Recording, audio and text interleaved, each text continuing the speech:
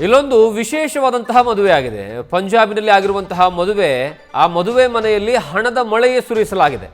ವರನ ಕುಟುಂಬಸ್ಥರಿಂದ ವಧು ಮೇಲೆ ಹಣದ ಮಳೆಯನ್ನು ಸುರಿಸಲಾಗಿರೋದು.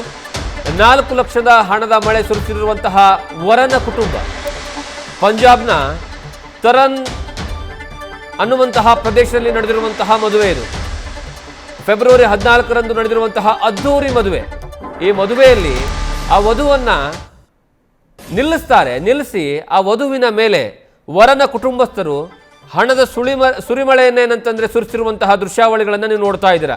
ಯಾವ ರೀತಿಯಾಗಿ ಕಂತೆ ನೋಟನ್ನ ಹಣವನ್ನ ವಧುವಿನ ಮೇಲೆ ಚೆಲ್ತಾ ಇದ್ದಾರೆ, ವಧುವಿನ ಮೇಲೆ ವಧು ಮತ್ತೆ ವರನ ಮೇಲೆ ಹಾಕ್ತಾ ಇದ್ದಾರೆ ಅಂತ ನೋಡ್ತಾ ಇದ್ದೀರಾ ನೀವು. ಬರೋಬ್ಬರಿ 4 ಲಕ್ಷ ರೂಪಾಯಿ ಹಣ ಅಂತೆ. ಆ 4 ಲಕ್ಷ ರೂಪಾಯಿ ಹಣವನ್ನ ಈ ರೀತಿಯಾಗಿ ವಧು ಮತ್ತೆ ವರನ ಮೇಲೆ ಸುರಿಸಲಾಗ್ತಾ ಇದೆ. ಇಲ್ಲಿ ಇನ್ನೊಂದು ಗಮನಿಸಬೇಕಾಗಿರುವಂತಹ ವಿಚಾರ ಏನಂದ್ರೆ, ಹಣ ಸುರಿಸಿರುವಂತಹದ್ದು ಯಾರು ಅಂತ ಪ್ರಶ್ನೆ ಮಾಡಿದಾಗ, ಹಣದ ಮಳೆ ಸುರಿಸಿರುವಂಥದ್ದು ಫೆಬ್ರವರಿ 14ರಂದು ಇದು ಪಂಜಾಬ್ನಲ್ಲಿ ನಡೆದಿರುವಂತಹ ಒಂದು ಮದುವೆ. ಆ ಮದುವೆಯಲ್ಲಿ ಹಣದ ಮಳೆಯನ್ನು ಸುರಿಸಲಾಗಿದೆ.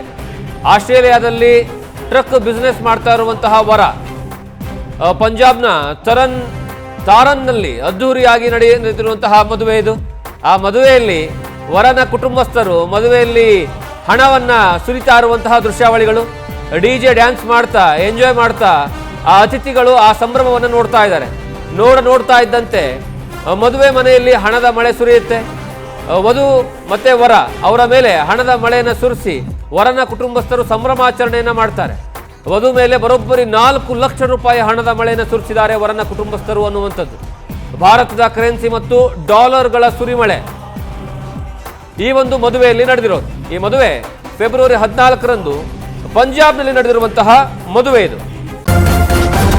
ನ್ಯೂಸ್ ಫಸ್ಟ್ ನಿರ್ಭೀತಿಯಿಂದ ನಿಮ್ಮ ಪರವಾಗಿ.